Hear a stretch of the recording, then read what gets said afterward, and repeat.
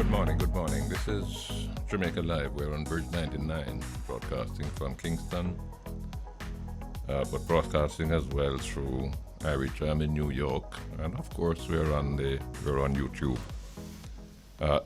Good morning to all of you. I hope everybody had a good weekend, and looking forward to a productive week. And of course, we don't broadcast directly to Florida, although they can pick us up there on other platforms.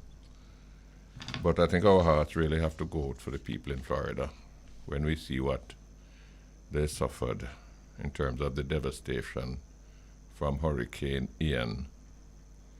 I've seen images on television, and it is gut-wrenching. The level of destruction, the death toll, I think, it has perhaps surpassed 100 by now, and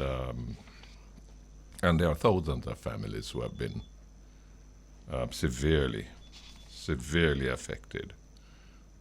Many of them, their homes completely destroyed. I saw images of cars piled up on top of one another, boats piled up on top of one another, like what you would see in a junkyard. And some of them face a very difficult future. Not many of them have the resources to just rebuild their homes. Some of them may have been insured.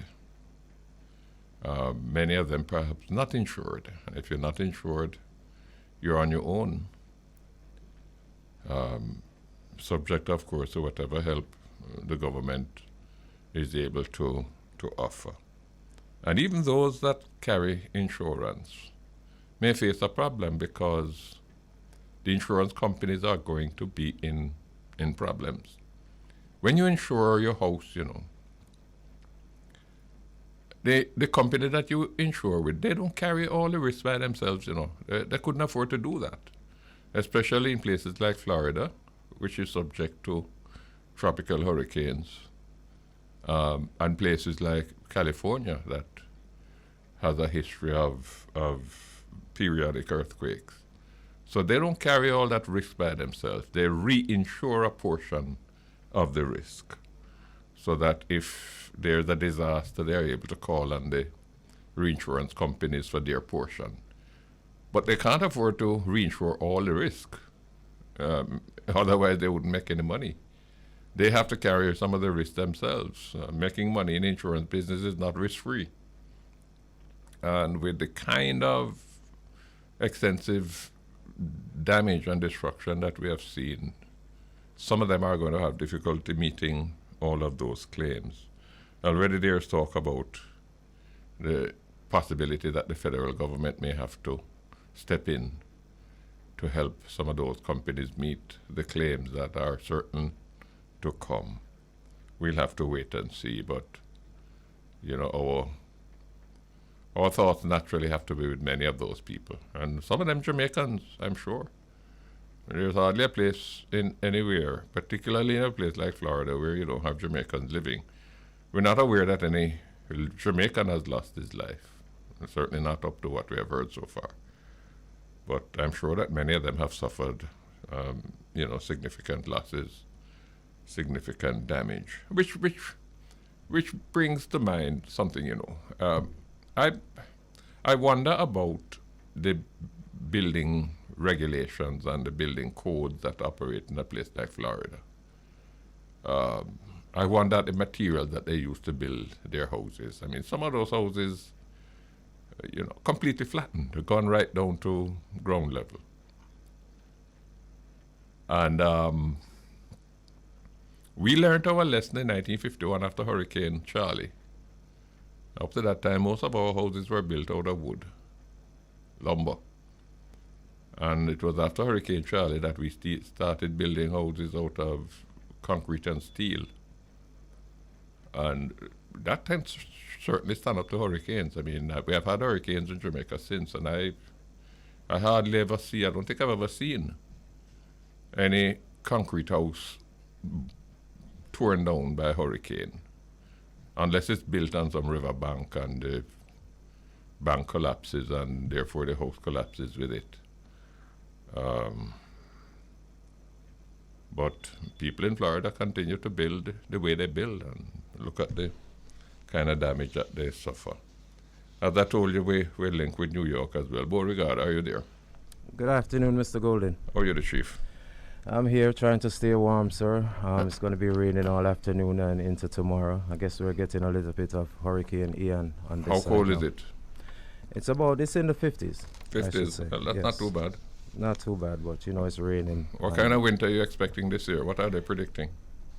It's probably going to be a long winter, that's what I should say. I'm not sure how cold it's going to be or how much snow we might get, but it might be a long winter. I see. That long winter mean going all the way up to the end of March. Well, meaning it started already.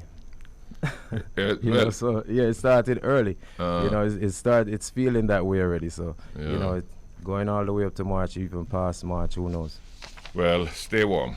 I will, sir, definitely. Stay warm. We're Jamaica Live. We're on Bridge 99, as I told you.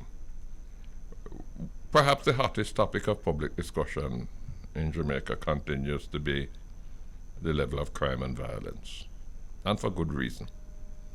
Last year, 1,463 murders were committed in Jamaica. Up to 10 days ago, 1,147 persons had been murdered since the start of this year. And at that rate, we're likely to end up with over 1,500 murders this year, which will keep us as the country with the second highest murder rate in the world if we don't overtake, which is the one with the highest one. Is it Honduras? I think it's Honduras. What is worse is that more than a half of the people who committed those murders, more than a half of them are never caught. And about a half of those who are caught manage to escape conviction. Much of the discussion on crime is about the failure of the security forces, and by extension the government, to control the level of crime and to deal effectively with those that they manage to apprehend. This brings into focus the question as to what happens to those that we do manage to catch and convict. An issue that is not much talked about. There are about 3,600 persons being kept in our prisons. And here I'm talking about adults. In that 3,600, I'm not including the juveniles, because the big people are kept in, I think, 7 prisons that we have in various parts of the island. And in addition to those 7, there are 4 juvenile correctional centers, I think they call them, where those juveniles who have been convicted are kept. Now, when you are sent to prison, you are sent to prison for a purpose. Part of that purpose is to punish you for the crime that you committed. Because you did a wrong. You did something wrong to somebody, or you did something that disrupted the good order of the society. So you are being punished. But part of the purpose as well is to reform you, to recondition you, to encourage and prepare you for a new life after you complete your sentence and you are released from prison. What makes this issue particularly relevant and important is illustrated in a statement made earlier this year by the Commissioner of Police. He said that about a half of the persons who are sent to prison each year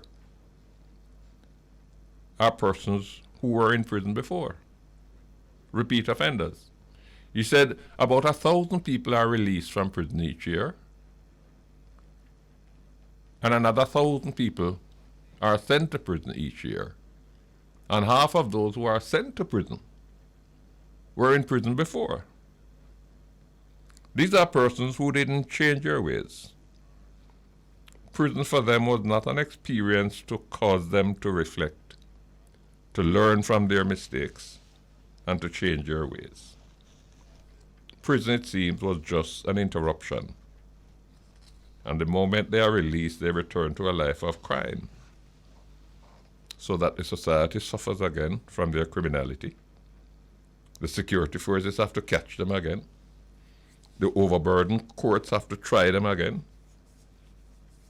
And if they are convicted, the prison authorities have to find space for them again, welcome them back into the prison. It is well known that our prisons are overcrowded. The worst case is the Tower Street Correctional Center, what we call GP. It was built, Lord, over 100 years ago, I believe.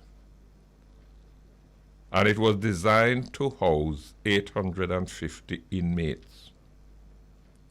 But today it has over 1,700 prisoners, more than twice what it is supposed to have. When you have that kind of overcrowding, just keeping them there is a challenge.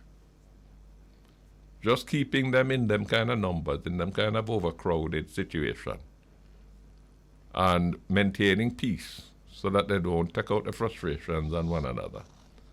That in itself is almost a full job for the correctional services. Rehabilitating them, reforming them, is a best practice ideal that becomes extremely difficult under those circumstances. And keeping a person in prison doesn't come cheap, you know. It costs us, the taxpayers, about $1 million a year to keep one person in prison. About $1 million a year. Feeding them alone costs $156,000 a year. And then, of course, there are the facilities that have to be maintained and the correctional officers who have to be employed. As a matter of fact, we employ over 2,400 correctional officers, what we used to call prison warders. We have to have roughly 3 warders to every 2 prisoners. And they have to be paid. But if a half of those who are released only gone on vacation because they're going to come back, then our prisons are not doing much of a job in the rehabilitation, inducing them to change their ways, to turn their lives around. A few years ago, the government unveiled a national rehabilitation strategy for our correctional centers, which was designed to address this deficit in terms of reform and rehabilitation. The effectiveness of that program depends, of course, heavily on the mindset of the prisoner. You can lead a horse to water, but you can't make that horse drink if it don't want to drink, if it don't feel thirsty, or if it don't like the taste of that water. When you are locked up in a cell for most of the day with 1 or 2 other prisoners, when that little cell was designed for you alone, it is difficult to think positively, to be receptive and responsive to initiatives aimed at behavioral transformation. You're likely to be counting the days one by one when you can get to hell out of there and get back to business. The business that you know. And perhaps the only thing that the time in prison has taught you is to be more careful next time and make sure that you don't get caught. Or if you get caught, hope that you don't get convicted. The state of our prisons, are they simply a warehouse for criminals? Or are they to be institutions for redemption, for rehabilitation, for life transformation? And what implications does this have for dealing with our crime problem? That is going to be the subject of our discussion today when we come back.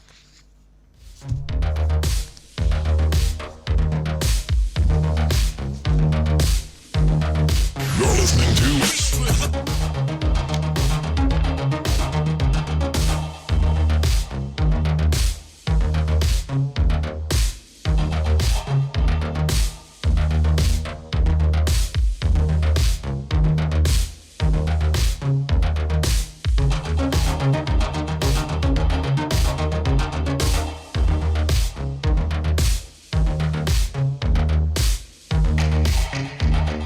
Welcome back. It's Jamaica Live. We're on Bridge 99. Today we're talking about the state of our prisons, and particularly the extent to which our prisons are not just punishing persons who have been found guilty of crimes, but the extent to which the prisons are preparing them, conditioning them for re-entry into the society. We're very pleased now to be joined by Mrs. June Jarrett, who is a former Commissioner of Corrections and who has many years of experience in the correctional services and who can help us to understand what goes on behind those those grilled cells, and the extent to which the issue of rehabilitation has suffered because of the other pressures and challenges that the correctional services are under. Mrs. Jarrett, welcome to the program. Thank you for having me, Mr. Golden. You have been you spent many years in the prison services. Help us to understand. When somebody is sentenced and that person served, particularly for violent crimes, and that person serves his period of sentence and is released, what can we expect in terms of his behavior when he comes out? Has that experience had any positive impact on him? As you said, Mr. Golden, I've spent many years, at least 37 years, with the Department of Correctional Services, moving from a probation officer straight up to the Commissioner of Corrections.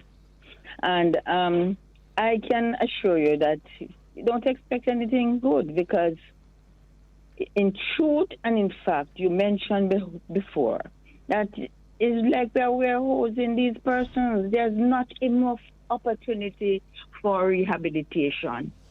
I recall when I was there, and I served in the custodial section where I was the Deputy Commissioner in charge of custodial services. We had a work program that we called the Inmate Public Work Program, where we had inmates going out on the highways. I don't know if you recall that project, because I think you were Prime Minister then when we had our National Security Council meeting, and I used to report on the progress from the Commissioner's standpoint as to what was happening. We had inmates, hardened criminals, inmates who went to prison for heinous crimes, and they were out on the highway. They were dressed in their uniform, because I had them in a khaki pants, water boots, a red cap, and a red shirt. And they were on the highway, bushing the Highway 2000. From this, they were given a remuneration, and that was sent back to help with their children, the schooling of their children. What happened to that program? Since I left Correctional Services 2012, I think that the commissioner who succeeded, I think he had put it off, so this is what happened. None of the programs that you have in terms of rehabilitation is sustained. What percentage of the inmates were participating in that program? Well, we had inmates, I think, we had about 10%, because we had them from St. Catherine Adult Correctional Center. We had from the Richmond Farm. We have Tamarind Farm. What about GP? No, we didn't take any yet from GP, because it was a mindset from the superintendent who did not want to give that a chance. You know what I did at that time? I was deputy. I used to move my office on the highway. So I did all my work from there, because I was out there too to see that the inmates are there. We had regular meetings with them. The schools were being bushed. The schools from St. Mary to Manchester, we journey out with inmates to have the schools, the yard bushed, the painting up of the building, repairs of desks and chairs. We used to do a number of things like that. And these were inmates people term them as high-risk inmates. They were out there. None of them escaped. We had sessions where they used to sit in and do exams, we had prison farm. We used to have a lot of things on the farm, Richmond Farm, eggs. Well, I remember when I was a little boy growing up, the nicest bread you could get was from the bakery in Spanish Town, the prison bakery.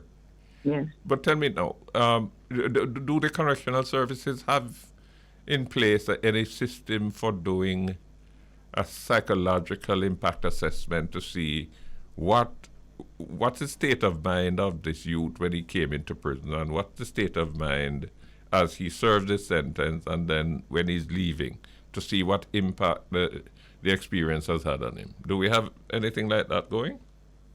I don't know if it is going on. We used to have what is called a risk assessment, which is done on each inmate when they enter. And especially for those who are going on work programs, we had a risk assessment that we used to assess. Yeah, but that was to determine what? How dangerous that person might be. And how they could, if they could be placed on work programs, external work programs. Yeah. But then what I'm talking about now is to say, when a person enters prison, to see whether or not over the period of incarceration, whether or not, what impact has this incarceration had on him? Is that being done? Because that's important. You need to know what it is that you are releasing back into society, whether that person is perhaps even more hostile to the society than he was when he came in. No, there's nothing to that system. No, none is done, because at that time, when I was at correctional services some 10 years plus ago, we had only one psychiatrist. And then you had sessional ones. It was not enough.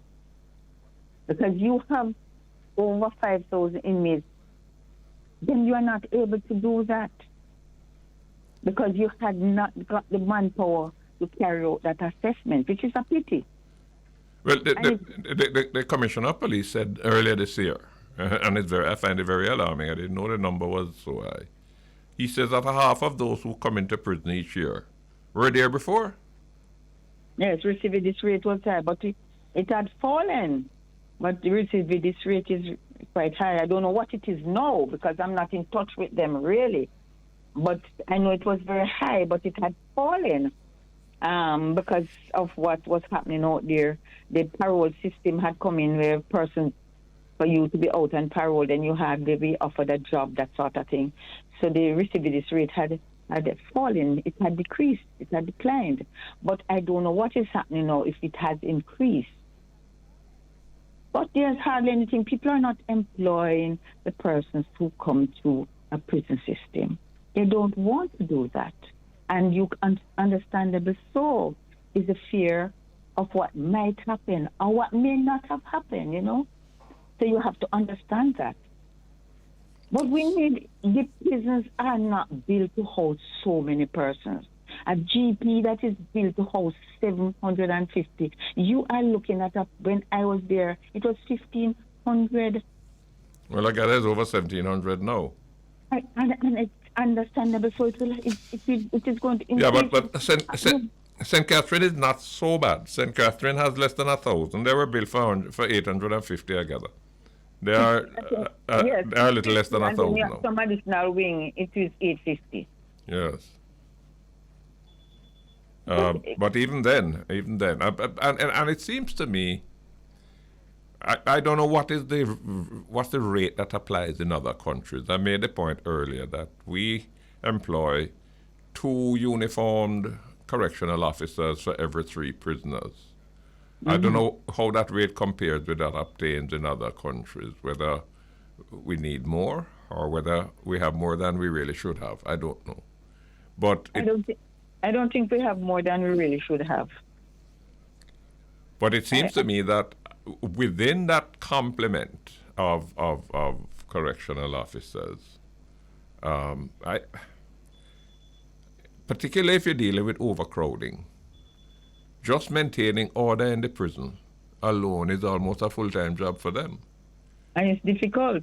Doing the transformation, doing the psychological assessment, doing the counseling, because all of that has to go on. I mean, you have to sit down with them youth and talk with them and see if you can understand, well, why did they become a criminal in the first place?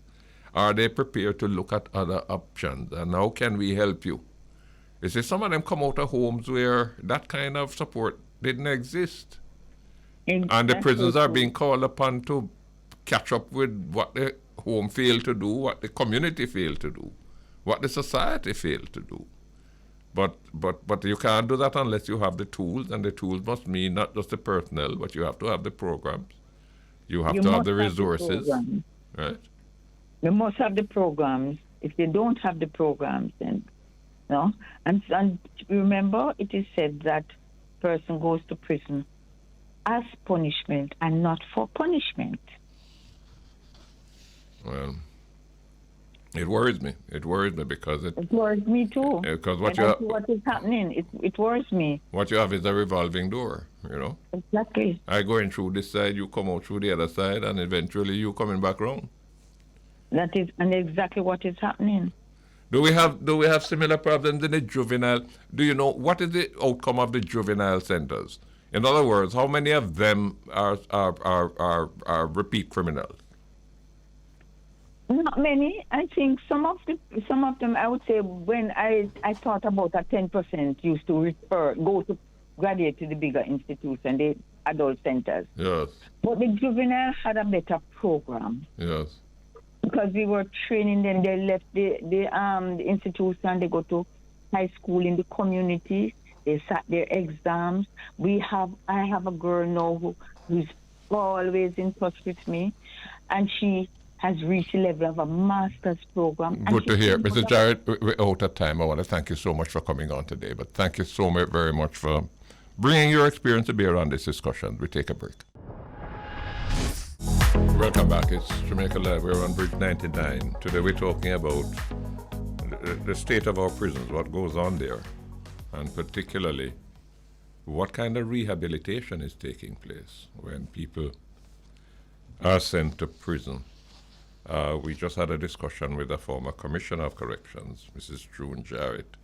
We're very pleased now to be joined by Dr. Jason McKay. He's a security consultant and a criminologist, and someone who writes regularly in the newspapers. He has a column dealing mainly with security issues, and we're very pleased to welcome him to we don't have him yet. We're trying to see if we can link with him. It's very important to get his perspective because he has studied this issue of crime and the causes of crime and the appropriate response. He has studied that extensively, and I'm sure that his perspective on what we do with these people is important.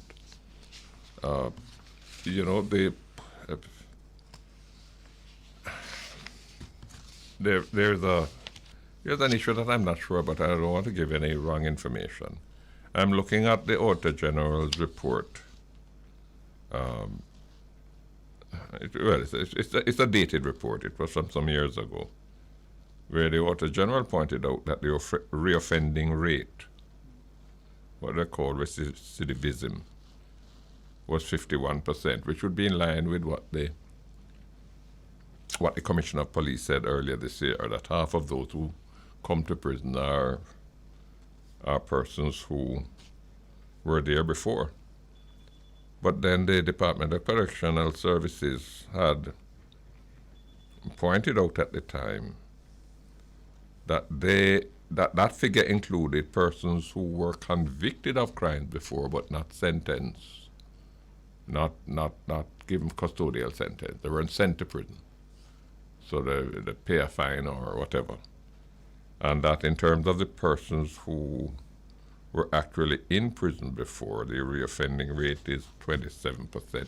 We're hoping to have somebody from the correctional services here today who would have been able to clarify that for us, but unfortunately we weren't able to arrange any.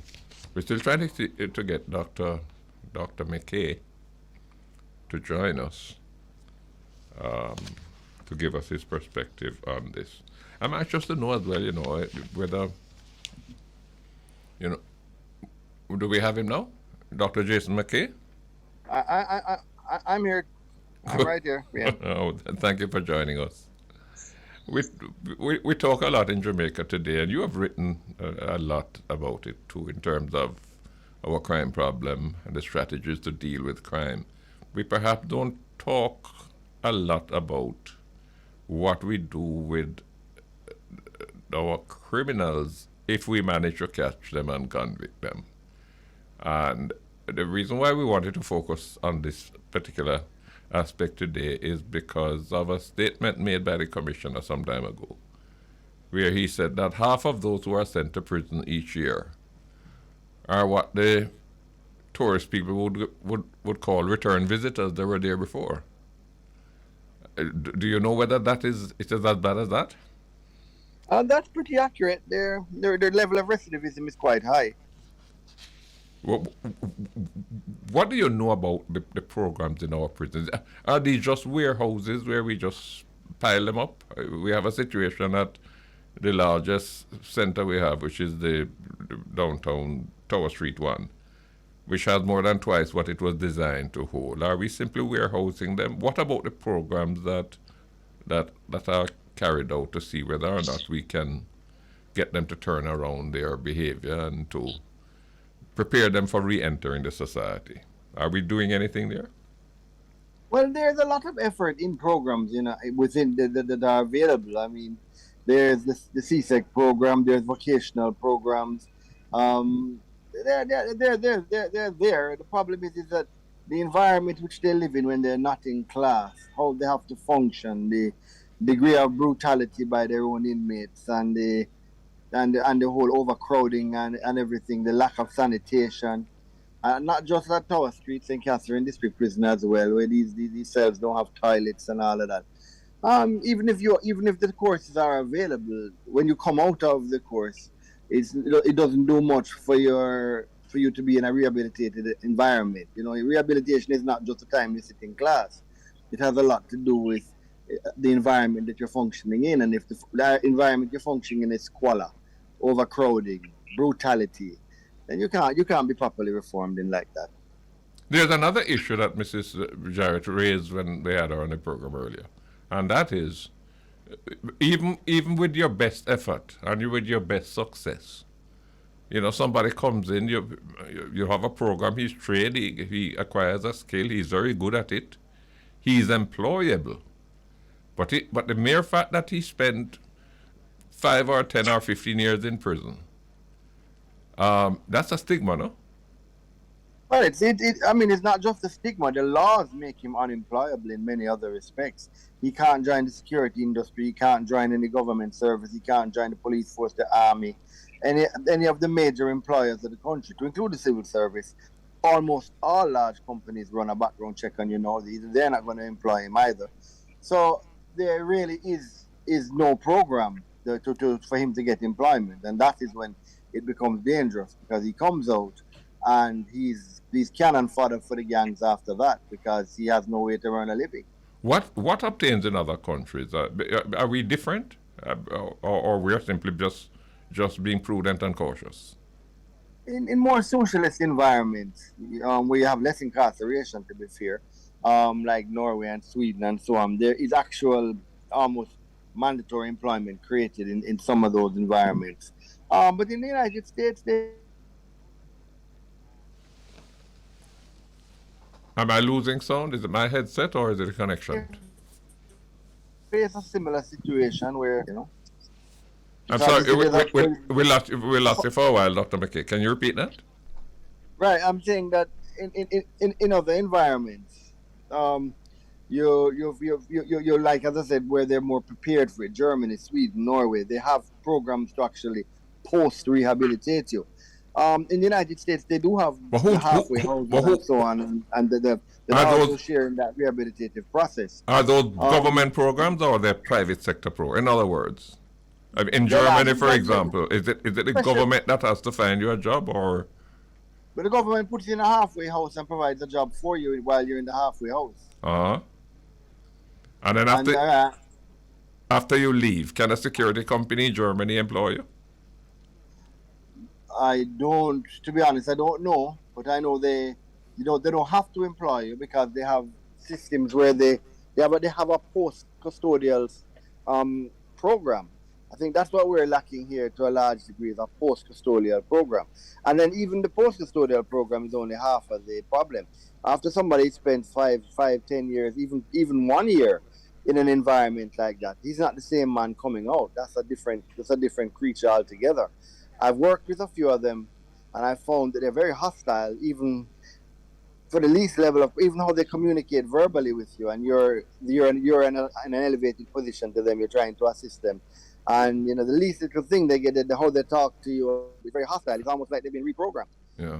I'd asked the question before we had to go, whether or not we have an adequate complement of people. 2 prison correctional officers to every 3 warders, to every 3 prisoners. Does that number sound as if it's optimal? Yeah, I think it's adequate if it really is 2 to 3, but I doubt if it is, because there's a labor shortage in every one of the categories, to include security, police, fireman, and water. Well, I gather we have over 2,400 uniformed correctional officers. As to whether or not that is the actual on-duty numbers, or whether that is simply, the establishment, I'm not sure. So on leave, you have interdiction and you have 8-hour shifts. So with that, they have 2 days off. So 40 hour weeks. At any point in time, you don't have a 2 to 3 ratio at all. I understand. I understand. Remember 1 to 4. And it's adequate. I mean, it's not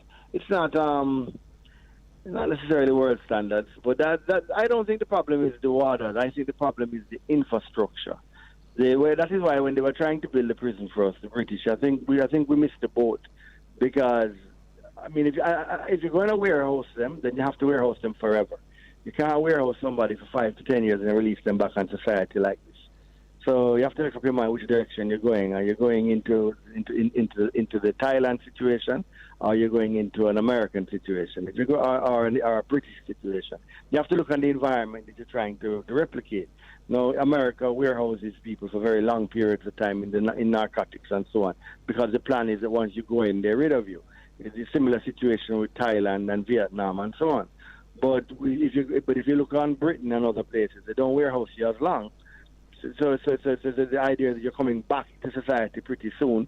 Therefore, there's active rehabilitation programs for you.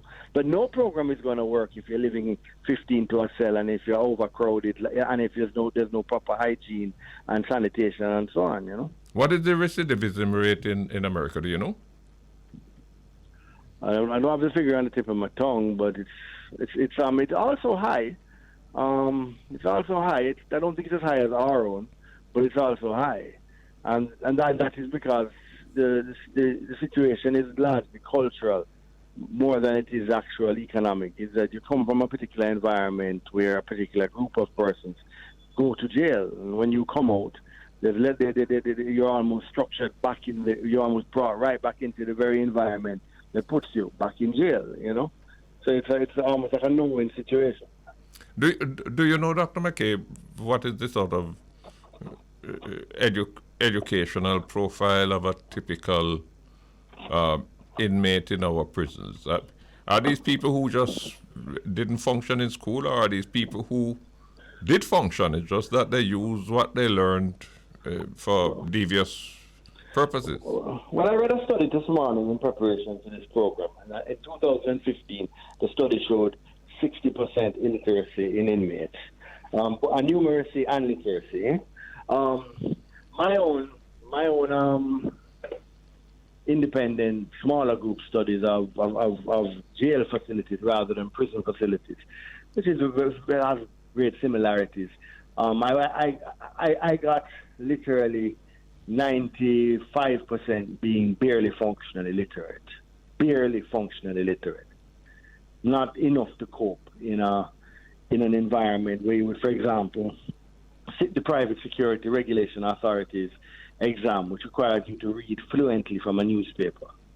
At least 95% of the ones I tested couldn't do it. Well, that is, and of course, that places serious limitations on what you can do with them in terms of training. True, it does. The reality, though, is now things are a little bit different because there is a labor shortage.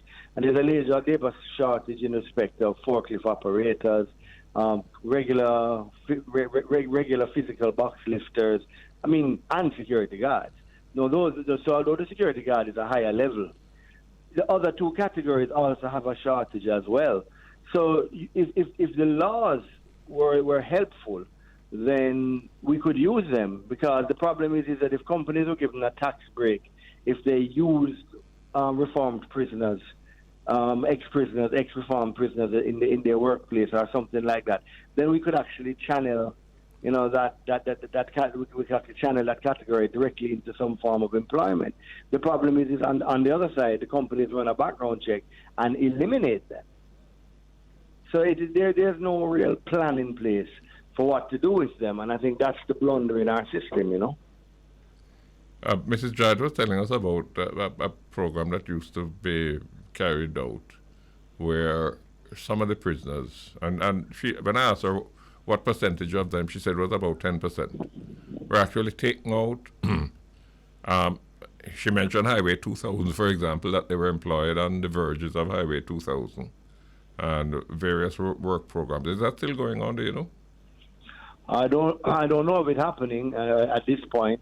I know that back in 2015, they actually had a contract with the JCF to make uniforms at Tower Street. I don't know how successful it was, but it was actually embarked upon. Who had the contract? The prisoners? The prison worked out something where, as part of their program, they could make uniforms for the JCF. I see. No, it was about 6 years ago. 6-7 years ago. I don't know how successful it was, but it's actually a program that is available for viewing and research. Well, let me ask you though. I mean, for example, every now and again, I hear about contracts being awarded to caterers to provide meals for prisoners. To what extent? When I look on some TV programs, some movies that have to do with life in prison, the prisoners are employed to cook. The prisoners are engaged to cook the food and to serve the food and so on. We don't do that here. Well, I mean, you have orderlies that are part of the prison populace that are actively involved in things like that, and there is some form of compensation. But you have persons who even work in the office depending on their status, and there is some minor form of compensation. But to a large degree, from what I've seen in my observation, is the food is delivered and distributed by orderlies, Yeah. So it's not the civilians are coming in there and dishing the food. You don't have that type of dish environment per se. It's like a big pot, and when you go to prison, you're given an enamel bucket and you're given a bowl and you're given these things, and you come and you get yours. But I don't see how anybody could survive on that nutrition, which is, I think that is why they're so dependent on the visits, where the visits provide the dry food and so on, And of course, the environment, as you mentioned before, perhaps doesn't really facilitate the kind of constructive and productive engagement that prisoners could be involved in. Right, no, man, it's a disgrace. I mean, I honestly think if you get a term in a Jamaican prison, you are very well punished. If you're not reformed after that, then it's not going to happen. Yes. So, and the problem is that unfortunately, you may not want to go back there, but it does something to your mind being in an environment like that, and your personality that requires structured therapy to get you out of that type of loop. Because the degree of violence and brutality in there is unbelievable. Well, part of our problem, and it's something that comes up every now and again, is of course, right now we're spending $1 million per prisoner in order to have a prison system that works and a prison environment that is conducive to reform. We probably would need to spend $2 million. But then the choice has to be made. You need 2 more operating theaters in St. Anne's Bay, or you need some more computer labs in the schools. Or you need to pay the police better. You have choices that have to be made, and to tell you the honest truth, in terms of public reaction, I'm not sure that the prisons rank high in terms of their priority. Well, you see, I mean, I have no problem deciding on long-term incarceration, and you get what you earned. But But I have a problem with them coming out in reasonable time periods, like 10 times worse than they got in, and then having no opportunity, so they turn right back to preying on the rest of us. Yes. I mean, you have to be logical in anything you do. If you're going to treat them like that, then don't let them out. But you have to at some point, unless No, the you court don't necessarily unless have the to. court ruled otherwise. Right, but the court. I mean, right now, if you look at the new gun court act, it is not too far from that. I mean, because of the 12 and the 15 and the 20-year consequences of it, you literally are removing them from almost a generation, 10 years. Yes. So it is that approach. The power, And with by the time they come and- out, the power too old to commit crimes. Exactly, and especially if you can tie that into the anti-gang legislation and so on. Remember, if your head with a gun, you can then tie that back into anti-gang activity, which also has a sanction to it that is significant. So if the program is geared to keep them in there for decades, okay, fine. But if the program has to be geared to keep them in there for decades, that you're going to keep them in an environment like that. Sometimes I don't know, I have to restrain myself from coming to a view that if you look at our problems of crime, and you look at the kind of age cohort that is responsible for our most violent crimes, you look at the failure in terms of the output of our school system and our failed efforts over many generations to fix it. I don't know, sometimes I find myself coming to a conclusion, listener. We can't do all of this. Let us draw a line in the sand. Let us decide now that that baby that was born at Victoria Jubilee today, whatever it is that caused the previous generation to go bad, we're going to make sure that that baby doesn't suffer that fate. So that if the home situation is weak, we're going to make sure that we provide support there. We're going to make sure we provide the best schools and the best teachers. We're going to create a whole new generation of people who are not likely to be disruptive, who are not likely to get into crime, who are going to be really productive and effective citizens. But that is crazy thinking, isn't it? Well, not exactly. I had a study which I did. I think I sent it to you. Where the plan was a radical intervention strategy where we identified the tenement yards and the families that keep on producing generational gangsters and basically move in on the children before they're 3 and just expose them to an unbelievable amount of opportunity and separation from their community and family with an aim to stopping the next generation of criminals. Well, that's where my mind is inclined to go, and I'm saying, no, you can't go there. No, you can't go there because it's surgical, you see. If you actually work in the communities as long as I have, you realize that it's the same yards producing the criminals. It's not the majority of people, say Central Village, where I've spent a lot of time working, are normal, hardworking people, or there's a lot of idlers in the 15 to 30 age category who are doing nothing with their lives, but not that many are in crime. Yeah. It's a very, very, very small percentage of men between 18 and 35 that are gang members. Yeah. Gang members are an elite, so to speak. So, and it's the same families and yards producing them generation to generation. So what needs to be done is you move in on the next generation when they're 3 years old and somehow create a program where you put them in boarding schools and you limit their contact to their community and their family by using opportunities rather than any form of force. Dr. McKay, we're out of time, but I want to thank you so much for coming on today. I mean, your insight has been very useful, very valuable. Thank you so much. Thank you for having me, Pierre. Beauregard. Yes, Mr. Golden. Yeah, we have to take our leave from you.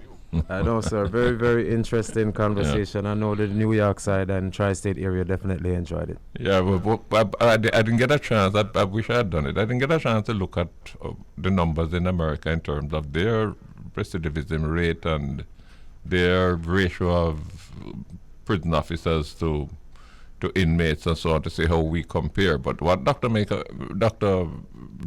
was saying is that America has these problems too, no? Yes, definitely, sir. As you said before, the revolving doors. that's definitely a problem here in the United States. But nice talking to you again. Link up with you next week when I come back. Definitely, sir. We take a break. Welcome back. It's Jamaica Library on Bridge 99. We're talking today about the state of our prisons. More than just the state of our prisons, we're really talking about the purpose of our prisons. What function are they supposed to serve? And particularly, the real question is whether or not we're simply warehousing people who have been sentenced to imprisonment, no? So the court said, well, you must serve 10 years or 15 years. And the parole law said that after you serve so much of your sentence, you're eligible for parole and you can go before a parole board and they will decide whether to let you out early or whether you must stay the full time. Is that the primary purpose? And if that is the primary purpose, then we seem to be doing reasonably well, no? I've had a couple of instances of people breaking out of prison, but not that many. Or whether or not our prisons, bearing in mind that with the exception of those who are sent to prison for life and may be denied parole, you're going to be released one day. And when you're released one day, you're back in society. And whether or not you're going to return to your old ways. An important point, that Dr. Jason McKay made when we were talking to him is that, and I suspect that this is what is influencing the judges too in terms of their sentencing. If when you look at the violent crimes that are being committed, the murders, the shootings, and where you're able to determine who was responsible, these are young people, some of them not even 20 yet. But the majority of those are persons who fall between, I think, 20 and 30 or 32 or whatever it is, 30-something. So if you are convicted, challenge, of course, is to catch you and then to convict you. But if you are convicted and you're sent to prison for 20 years and you are now 27, by the time you come out of prison, you're 47, which means that perhaps you're too old now to really deal with all of them kind of badness. If you get 30 years, by the time you come out of prison, you are at retirement age, so you're not likely to be as dangerous to the society as you would have been if you hadn't been sent to prison. But while you're there and while you're being released, particularly if you get 10 years or you're going to be paroled, the condition in which your mindset is, your attitude, your temperament, your inclination to be deviant, your willingness to return to the old ways, that is something that is of concern to all of us because what the Commissioner of Police said is that half of those who are sent to prison each year are persons who were in prison before. So their time in prison didn't teach them any lesson. It didn't cause them to fear being sent to prison again. Either because they know they won't be caught or not likely to be caught again, or they really don't care. So if then they're rode for 2 years, 3 years, 4 years, that is worth the time, even if they're going to be sent back to prison for another 10 years. That's what we're talking about today, the focus, the purpose of our prisons. And we're hoping to have a gentleman that's coming on now, Mr. Stephen Golding. He's president of the UNIA, but he's also somebody who I know has done some voluntary work with the correctional centers and who happens also to be my son. Stephen, what's happening? How you doing, Pop? I'm good. How are you? I'm all right. Are the grandparents good? They're well. Yeah, okay. You have done some work with prisons. You mentioned that to me some time ago, although I wasn't able to sort of track it down. You have done some work in the prisons, haven't you? I had started volunteering. We taught in the school at the at GP for a number of years. But in 2016, I actually served as the chairman for the Board of Visitors for the Tower Street Adult Correctional Center. I've been listening to your program, and you certainly have a handle on the issues. I mean, from the overpopulation to the fact that the rehabilitation programs are not usually sustained, and the fact that we are still sentencing people to hard labor where they're not doing any labor. Well, tell me about your experience. What did you find when you went in there? First of all, what is the disposition of those inmates? Are they interested in anything that is going to be rehabilitative? Well, my exposure at first was really limited to the school. We did a Gavism program between 2011 going up to 2016. How did they respond to that? Well, the school was already established, and it was run by Corporal Fitzroy English, who I must call his name for the great work he's been doing. So it's a voluntary thing. So the inmates who are involved with the school program are those who want to further their education or want to take those steps to better themselves. So they have them studying for CSEC to get their subjects and so forth. So we were introduced to a segment of the population who were already sort of tuned into improving themselves academically. What would have been the sort of average age of those that you were dealing with? It varied. We had from 20s going up sometimes to late 40s. And they were attentive. They were interested. They were interested. There was a focus on English and math, so they appreciated the Gavism and the little elements of history and philosophy that brought in. So, we had an active class, and I used the same techniques I had used at Heidel with children and with the high school students, memorization, reading, using video elements sometimes, using film sometimes to discuss identity and our place as Africans in the diaspora.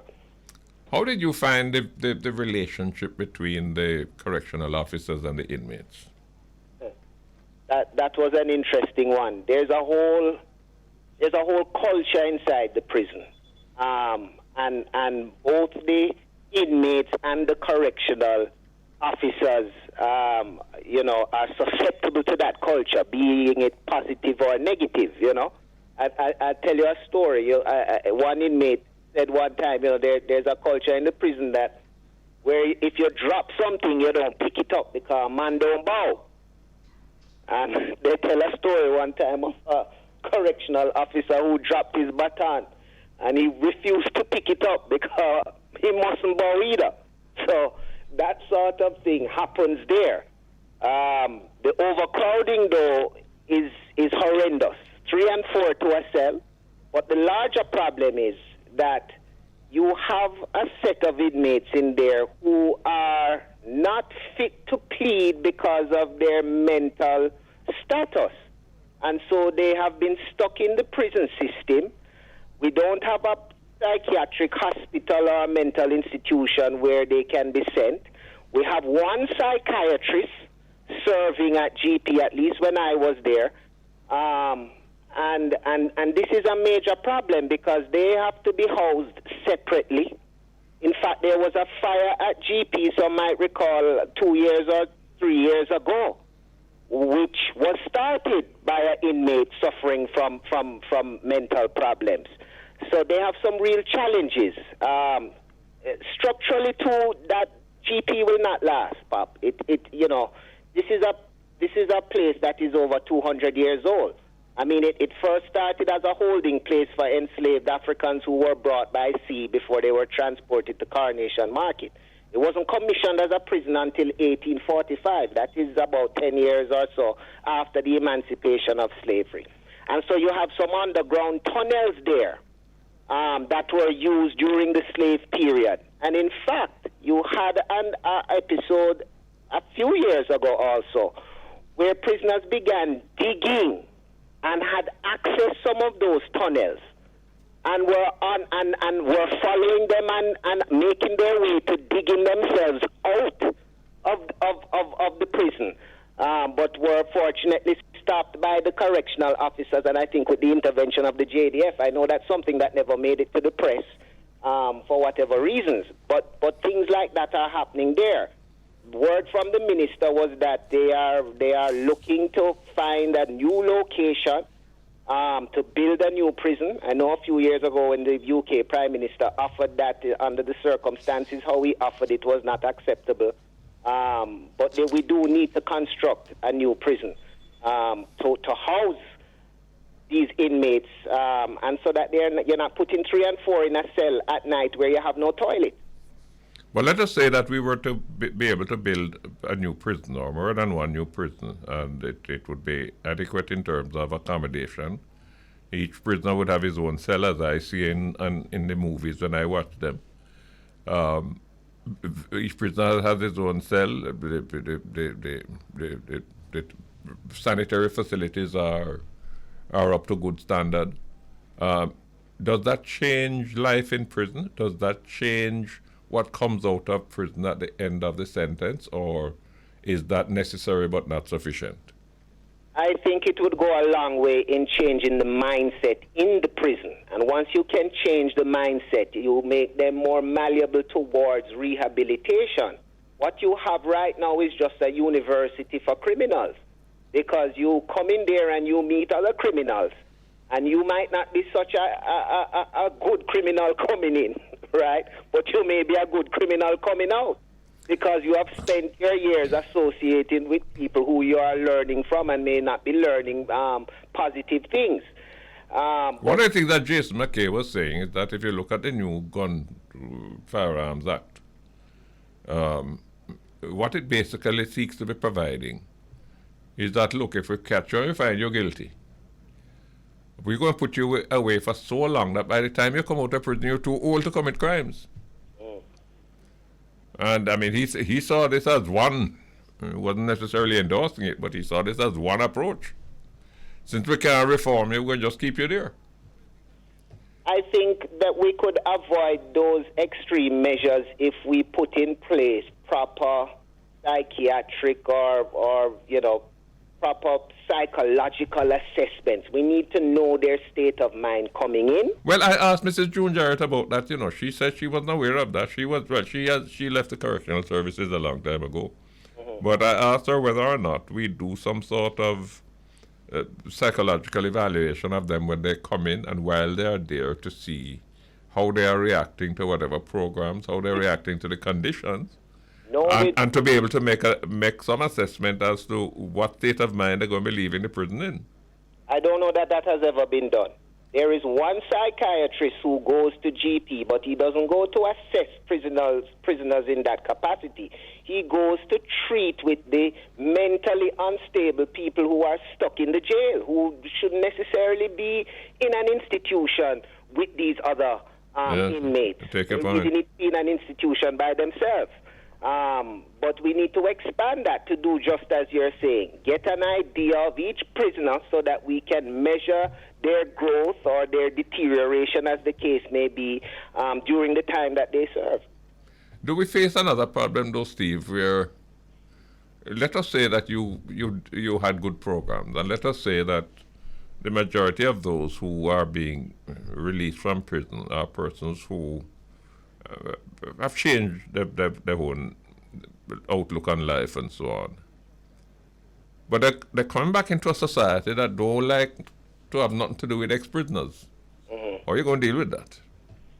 That's a tricky one, because, I heard you talking about the revolving door. And, I would think that someone who has not been inside the prison system would be more fearful of being sentenced than someone who has been in there before. So they will evaluate that if this crime that they're committing now and the rewards that it may bring is worth it, they are willing to risk that chance, knowing that they're already familiar with what kind of consequences they would be facing. And prepared to go through it again? and prepared to go through it again. But you take any businessman, I mean a wholesaler down Spanish Town Road. Him need 2 more people in the warehouse to look after his business. He's not likely to employ somebody who he knows was in prison. No, not if he has another option. It certainly is a deterrent. But that is why some of the programs that June had mentioned, and some of them which I advocated for us to restart while I chaired the board of visitors, such as prisoners doing some of these public service works and receiving some sort of stipend, whether that goes towards their family on the outside or whether it is saved up for their release so that they're not sort of left beholden once they come out and have to start with nothing. But they have a starting point, so they may not necessarily have to be looking at a job. Maybe they might be thinking about starting their own business would be a better option. Well, I would think that perhaps in whatever we're trying to program them to do, that we really ought to bear in mind that they're not going to find a very receptive society when they come out. So we better prepare them to start up something on their own, whether it is to knit some ital tams or it is to, do some shoemaking, whatever it is that they can do on their own so that they don't have to produce a resume to nobody because nobody will employ them. That has been tried. I mean, the British High Commission had put in a craft industry in there where they were constructing, just as you said, little curios and items, which I thought were ending up on some European market somewhere, and the prisoners weren't getting any compensation for it. But let me not go into that. That was established, but again, sustainability. The superintendent shut that program down because he was concerned that some of the tools that were involved in the craft making were then being used as weapons in the prison. It's the same thing happened with, they built a halfway home right across the street from Tower Street, and this was for a sort of step-down program for prisoners who had maybe 6 months to a year left on their time, and they would be assessed, put in this halfway home. They would be allowed to start going out to work in the days, and they would have to come back in at a certain time in the evening. They would have different housing, and it was to prepare them to be reintegrated into society. Well, that shut down before I even got to being chairman of the board of visitors, because apparently one prisoner stayed out too late one night, and even though he did eventually come in, it was decided that the program couldn't be sustained again. So she's very right to say that many of these programs have been started, but depending on the personalities of who is in charge, whether at the prison or in the head office somewhere, they are not being sustained. But before, without even coming out of the prison, when I was a little boy, when I was Cush's age, the best bread you could buy to get anywhere was made at St. Catherine District Prison. Yes. But you had to go there early. You had to find yourself a Barrett Street early. Because if you didn't get there early, by the time you go there, it'd sell off. Yes. When I was Cush's age, every license plate issued by the tax office was made by the prisoners. Yes. Everyone. That was their job. So that they were employed. I don't know if they were getting a little pocket money out of what they were doing, but I gather right now we're not even prepared. The whole purpose of Tambourine Farm, was for them to grow crops so that prisoners could be fed by prisoners. And the intention was that the prisoners would cook, and they would have a roster, where you work in the kitchen this week and next week somebody else work in the kitchen. And you cook food, but I imagine they're going to say, well, if you're going to cook food, you're going to need a knife to peel a yam, and you use the knife to stab up somebody, no? Well, that still happens. They're still cooking for themselves. And the prison was at one point supplying a great percentage of the produce that was being consumed by the inmates. But again... Well, where are they cooking for themselves? Because each year we're giving out some multi-million-dollar contracts to caterers. to cook food and to provide the prison. So where they cook the food? In the prison itself? In the prison, yes. And they cook food with prisoners, or they cook food with the staff that they bring in? No, the prisoners cook. As far as I know, when I was there, you had, as Jason mentioned, certain orderlies who were in charge of certain things, whether in the kitchen or in other facilities. That was one of the complaints that had come to us from the inmates in terms of when they were cooking the food and the time that they were eating and how the food was being stored. By the time they ate, sometimes the food was going sour. As far as I know, they were cooking. I don't know of them bringing outside staff to cook for the inmates. Well, we perhaps need to look to see, why we need those caterers in the first place. But that's perhaps another discussion. Some bandula go on in there too, Pap. Some bandula go on in there, whether it might be some produce being sold on the side or whether it is the selling of SIM cards for phones. There's a whole industry going on inside the prison. And it is perhaps difficult to control that if you're overcrowded. I would imagine so.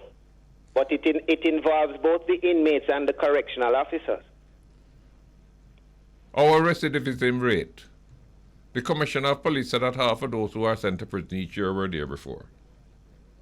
Now, if that is true, and that seems to tie in with what the Auditor General found when she did her audit some years ago, although the Correctional Services had pointed out at the time that the Auditor General is counting persons who had previous convictions, but not necessarily custodial convictions. They said that in terms of the people who were in prison before and who are coming back in, that number is like 27%, which would be a hell of a difference from 50%. But it seems to me that I don't know much about what obtained. Jason McKay was telling us that the system in America is not a lot much better than ours. The system in Europe, he says, is a much different kind of system. It's far more rehabilitative. It is far more extensive in terms of the re-entry into society. They provide incentives for people to employ ex-convicts and that kind of thing. Do you know what obtains there? I've seen prisons in the United States and the UK. In terms of facilities, I can tell you might have your own TV if you're in the UK. Your own cell, your own bed, you're not sharing with anybody. So, I mean, in terms of facility and space, certainly much better. GP would appear barbaric if we were to bring some of those wardens from those countries to look at what we treat with down here. But in terms of the rate of What about America? America, it depends. You have the state prisons, you have the federal prisons, which are sometimes on different levels. But again, neither of them would compare to what we deal with here at GP or DP. I mean, really, we're talking depravity here.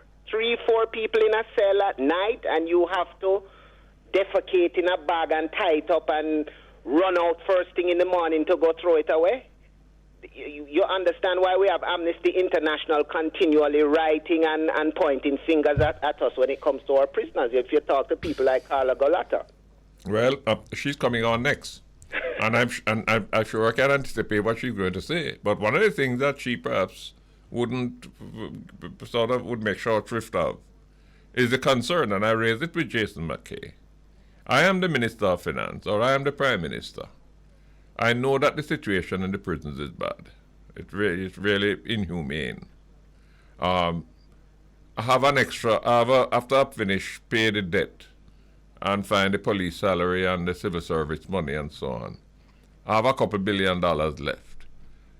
I need some more computer labs in our high schools. I need a new operating theater at the Maypen Hospital. I've been planning to build a new bridge in Troy for the longest while. And then you're talking to me about, no, but you need to deal with the prisons. What do I do? But I can save you some money on building that bridge if you use some of the prisoners for the labor. And all these other projects. you pay them less than you would pay these big contractors. I mean, the main when I asked the question why we can't put them to work, I was told that the cost of the security, the cost of making sure that this doesn't happen or that doesn't happen while they're on the road exceeds everything, so it's better to just keep them locked up and then feed them on taxpayers' money. I don't understand that. We have JDF. I know they say they are not prison warders. They are here to fight wars. Well, we're not at war. If they need to be deployed to help provide these services so that we can extract some of this labor and these prisoners can pay their debt to society, reduce the cost of some of these projects for you, then it would free up some money for you to improve their facilities. And June Jarrett spoke about programs. She mentioned, for example, that they were employed to do the verges of Highway 2000 when it was first built. Great idea, but that's not happening anymore. Well, I would wish we had somebody from the correctional services here, because there must be a reason why something like that. Is it that it was too costly? In our words, what you have to spend to secure them while they're out there so that they don't bolt on you? That was the excuse that they gave. But we're talking the 21st century here now. I heard our former Minister of State, Colonel Charles Jr., who had gone to Chile or Peru. He had looked into these electronic bracelets and all sorts of technology now that can allow you to serve your time without the bars. Then let's invest in some of those things. But the point is to get them back out there, get them to work, bring down some of the government's bills, have them pay their debt to society, and improve the rehabilitative process that we put them through. Locking somebody in a cell, 3 and 4 of you, all day, all night. Sometimes when prison is under lockdown, they don't come out of that cell for 72 hours. That's inhumane. Let me put one last question. Rehabilitation are you going to get out of that? One last question I want to put to you before we go. I don't know the numbers. You worked in the prison. You might have a sense. As far as I'm concerned, the only persons who ought to be in prison are the persons who are a potential violent threat to the society. This is a man who will shoot you. This is a man who will stab you up, who will chop you up with a cutlass. Do you know what percentage of the 3,700 prisoners we have are non-violent? They went in there for non-violent offenses. They may have found some of them with some weed or some cocaine. Do you know what percentage of them? Because that may be the fastest way to reduce the overcrowding in the prisons. I don't have those figures to give you, but I know you have a large number of them who need to be in mental institutions. And since we lost Bellevue and we have nowhere to send them, the judiciary has just left them to dwindle in the prison system. That's the first block that we need to get out. All right, I accept that. And I believe that is something that if I were in charge, I would say, listen, we're going to build up a facility that is appropriate to deal with those that have mental issues. Right? Yes. But if we remove those, what about GP though, you have that separation. You have blocks where you have criminals who are considered very dangerous and they do not come out with the rest of the population. We have protected facilities for homosexual prisons who are kept away from the general population also because of maybe threat to their own life. So there is a system like that going on. Yeah, but I'm not sure what the numbers are in terms of the proportions. I want it to go a little further. A man who is found guilty of thieving coconuts. Why are we spending $1 million a year to keep him in prison? Why we can't find some other means of punishing him that don't require him to be locked up? Well, he is either a madman or not a man mad. with no family that could not afford a good lawyer, or he would not be in prison for stealing coconuts. But there are plenty of prisoners who are in there for non-violent crimes, don't you? Yes. A lot of those are mentally unstable. No, I'm not talking about the mentally unstable ones. Well, maybe something more serious than... Somebody swindled millions of dollars from the bank. Yes. And them get 3 years in prison.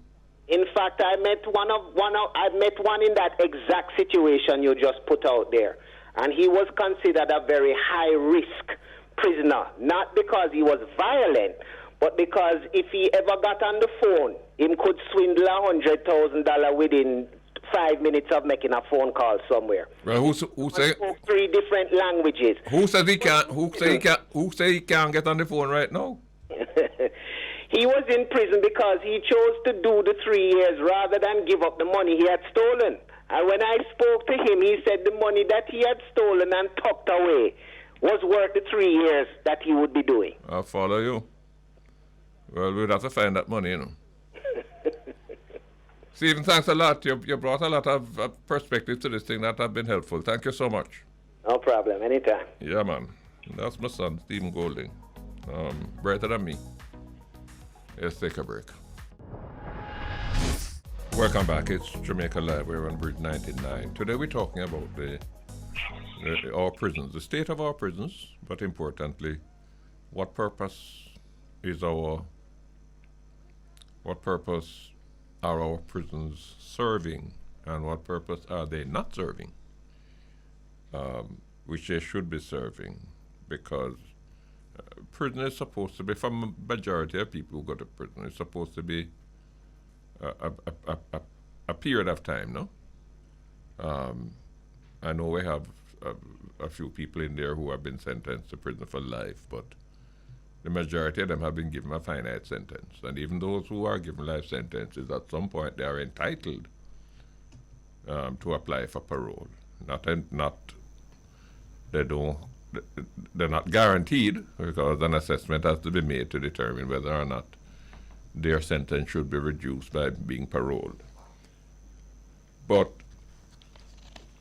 then at the end of that, they come back out. They have to go back into society.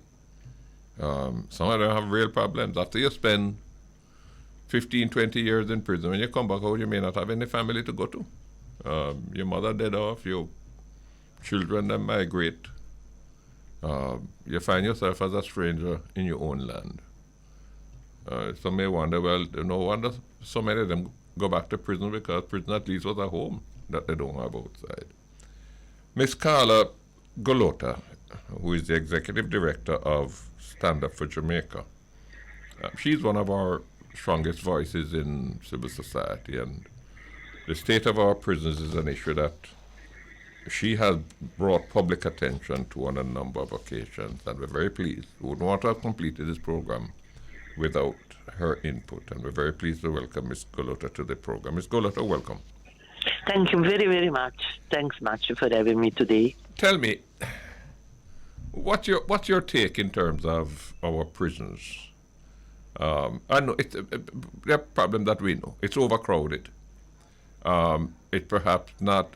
Where I want to focus your mind, and I'm sure you can help me to understand, what is missing in terms of the reconditioning, the reform, the rehabilitation, preparing these inmates to return to society with a different mindset, a different approach, almost a determination that, look, I'm not going back there again.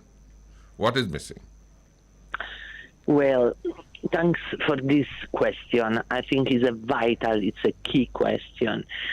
What is missing? Well, first of all, let's look at the numbers, right? When we say overcrowding, there are institutions like Tower Street, which is called Friendly GP, which is built for 800 people, and actually there are 1,700. There is another institution, which is St. Catherine, which is built for 600 people, and there are 1,000 people. Those numbers show you how difficult it is, and when you say what is missing, how difficult it is to manage situations which are above any form of acceptable standard. The second element... Can I interrupt you there, Carla? Yes, you can. Tell me, I mentioned, I was talking to my son, Stephen, who had done some work in the prison earlier. Yeah, I know. And I raised it with him. Am I wrong if I were to say, in my mind, given the overcrowding, which needs to be addressed, and he spoke about the number of persons there who have mental issues, no, who really ought not to be in that kind of institution. And I believe that government ought to make that a priority to provide a separate institution where they can receive the kind of attention that is required. But isn't there a significant number of the inmates who are in there for non-violent crimes?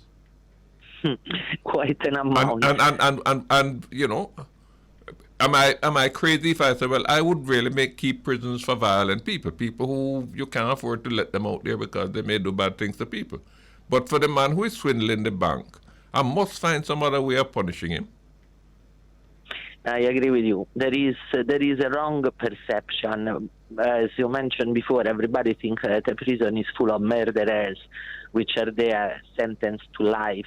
It's not like this. Average sentence, the majority of them go from 8 months to 1 year to 5, 6, 7 years. This is the majority. Then we have quite an amount which are going around 10, 12 years. Do you know if we have any? Do you know if we have any significant number of prisoners who are in there for drug offences?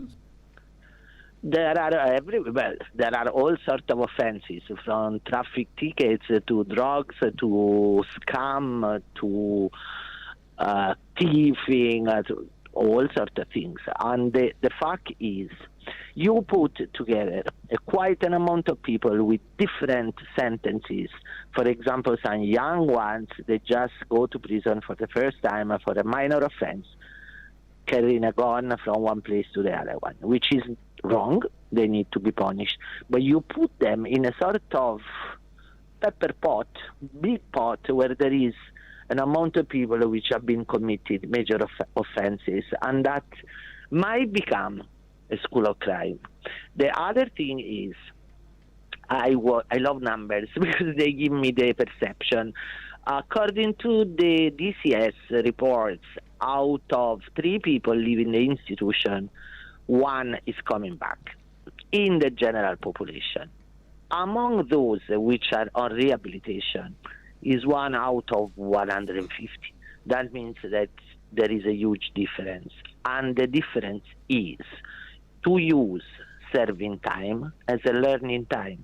Serving time can be a desperate time where you get more violent, more aggressive, more frustrated, more. But can also be a time where you build. And that is why I strongly believe in rehabilitation, because we have seen the results, because Stand Up is working in the correctional services since 2007. So we have been watching and changes, and there are good changes, but they still are not enough due to the lack of infrastructure. We have people which are begging to come to school. We have schools and we go from remedial to CXC, right? And now we have a whole heap of people which are at the CXC level, because along the years, those people have been learning, and so they achieve a level of literacy which is much higher, right? In the prisons? Yeah. Hey, Mr. Goldin, I have to give a little example. We started 2 years ago a pilot project with the University of the Caribbean, UCC, together with Sandals Foundation and with the European Union. And we had the first 5 which graduate at a master level with the highest score among 690 students from outside. Our students were among the first 25. Is that right? It is true. And it was such a drama, because you can imagine the UCC students, they have a lot of technology, they work with computer, tablets, Twitter, etc., etc. In an environment such as a prison, we have to fully refurbish computer lab, trying to provide them with all the technology support, saying thank you to an amount of officers which were willing to stay with them on Saturday evening, on Sunday morning, which usually is not happening, right? And all of us, we team up to reach that level. They graduate. This program is ongoing. Yeah, and it is expanding, because when the pilot project ended some months ago, we were so astonished for the success, because nobody was expecting something so striking, right? So we had a meeting with Minister Main and Commissioner and everybody, UCC, and UCC has more than doubled the scholarships. So now instead of 5, we have 11. And each batch has an amount of inmates and 1 correctional officer, which is entitled to have the privilege to do a scholarship. And it is very expensive, because each scholarship costs 950,000 Jamaican dollars, and the tuition fee are paid by the UCC. While Stand Up is providing e-books, computers, tablets, all sorts of items. But the thing is, that show you some, well, we had a beautiful party, right, when they graduate, because it was something we really need to celebrate. But the beautiful thing is that what I learned along my years at correctional services, that if you offer an opportunity to the inmates, they take it. Straight, they take it. They want to come to school. They are dying to come to the professional lab that we are running with computers, craft, etc., etc. The sound engineer, they are dying to be part of it. It's not that they refuse it. The problem is the opposite, that we are not able to answer to all their instances, because the school is too small, because it's leaking. When it's raining, the roof is leaking, because the lab can only have 25 people at the time and no more. So we are trying to expand. Actually, we have a strong support from Minister Main. I am amazed by his willingness to work, and we are expanding a lot of them as much as we can, because we got stuck by the COVID. So along the COVID, basically, most of the projects were not working, right? Or they were working online, which is different. Well, I'm very encouraged to hear this. Tell me, there was a national rehabilitation strategy that was announced some years ago. I had a quick read of it over the weekend. Was quite impressed by it, and even feared that maybe it was a little overambitious. But what has become of it? If you want to hear the truth, is that some things on papers are looking good, and the problem is who is going to implement them. So now, for example, there is the Bureau of Standards, which is as a committee, which is drafting the new correctional services standards at international level. It's a good idea. But then when you enter a prison and you find 20 latrines for 250 people, you have to be realistic that one thing is what you would love to see happening, and one thing is what is the daily reality in a prison. It's not easy. It's not easy at all. What I didn't see when I read it, and I don't know whether I missed it, and it is something, when I was in office and I was being presented with a draft program, I used to insist on this. I said, give me phase 1, phase 2, phase 3. There's no point in laying out fabulous objectives if we know, for a variety of reasons, resources normally being the number one, that we can't do it all at the same time. And I used to say, let's prioritize. Let us start here, because if we start here, we're laying the foundation for the next steps. Was anything like this done in this program? Not much. And there are also inputs. For example, when you have a minister which is committed, you see things happening, because obviously you need political willingness, right? So when you have a minister which believes on the idea of rehabilitation, reintegration, etc., things are much better. In case you have somebody which has distracted, or it does not particularly like the fact that he got a portfolio which is not a very successful one, right? You don't get finances, you get prisons.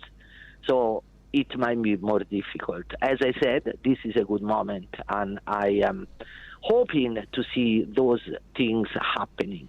But the truth and the fact is that you have to push every day. Let me raise a couple more issues with you. I'm very pleased when you tell me about the success that has been recorded in terms of the education.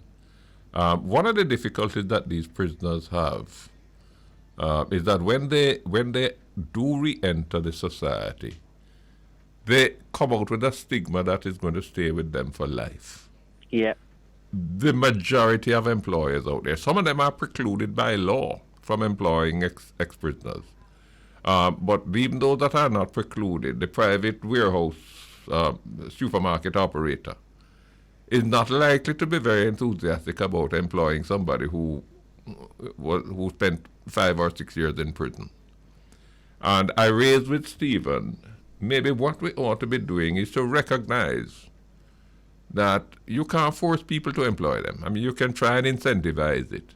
But maybe a better plan is to try and prepare them to be in a position not to have to seek a job, but to be able to earn a living on their own, whether it is, entrepreneurship. Some farming a piece of land or repairing shoes or doing tailoring, whatever it is. Is it not possible for us to devise programs that would be intended to ensure that when you leave here, you have a skill that you can go and set up your own shop and earn your own money? You don't need to walk up and down and beg people a job because people are going to do a background check on you and they're going to tell you, sorry, we can't employ you. You make me smile because it looks like, sorry if I tell you, me and you, we were talking before the program, you are putting the finger in the right plague.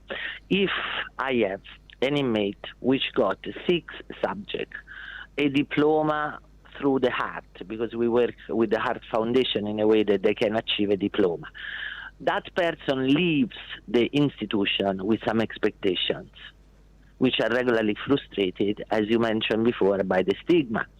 Therefore, that person is feeling that he's ready to go back and is feeling that he can contribute to his community, his family, and Jamaica in a better way than what he was before.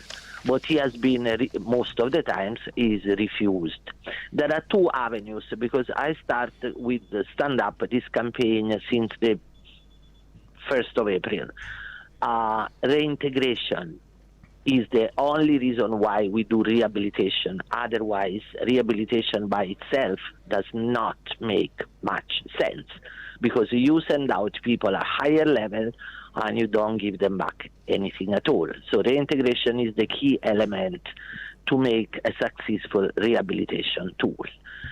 When they leave, we have 3 avenues which I want to propose, and I start to propose them already. 1, stop banning them from an amount of, that an ex-inmate cannot work at DCS, and it should be DCS the first body to help them to reintegrate, right? No, it's not allowed.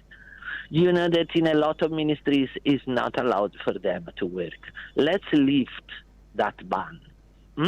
Secondly, let's open a kind of robust dialogue with civil society, saying everybody's lamenting about violence, but if you do not help those which are ready to be reintegrated to step in, you push them to reoffend, because after 8 months you don't have a roof on your head. It's difficult, to be honest, very. Third, the element that you mentioned before, what we call entrepreneurship. We have been starting this entrepreneurship since 3 years now, and we try to teach them an amount of activities that they can do on their own.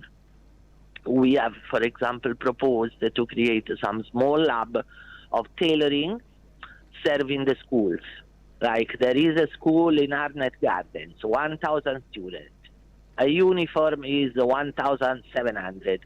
Well, the lab produces it at 1,250. The family is happy because it's saving money.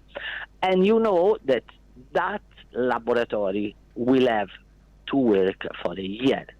So you know that is sustainable. right? Because it's important.